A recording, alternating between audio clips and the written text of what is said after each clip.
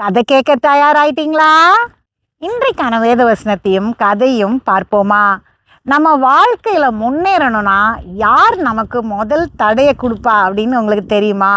நம்மளுடைய வீட்டார் தான். நம்ம வீட்டுக்குள்ளே இருப்பாங்க, இல்லைன்னா அவங்க வெளியே கூட இருப்பாங்க. வேதம் என்ன சொல்லுகிறது என்று பார்க்கலாம். மத்தேயு 10:36. ஒரு மனுஷனுக்கு சத்துருக்கள் அவன் வீட்டாரே. பாத்தீங்களா வேதம் என்ன சொல்லுதுன்னு?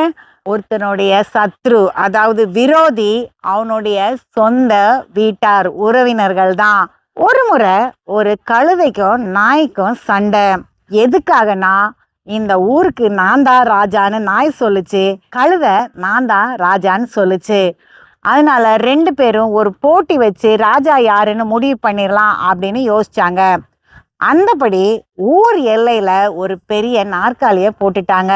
அப்புறம் அவங்க சொன்னாங்க, இந்த ஊரில் இருக்கிற 10 தெருவையும் சுற்றி வரணும். சுற்றி வந்து யார் இந்த நாற்காலியில் முதல் உட்கார்றாங்களோ அவங்க தான் ராஜா அப்படின்னு.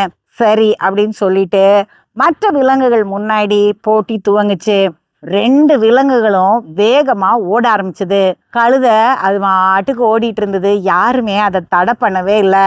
ஆனால் இந்த நாயை ஒவ்வொரு தெரு முனையில இருந்தோம் மற்ற நாய்கள் விரட்டி விட்டுச்சு, குலைச்சு.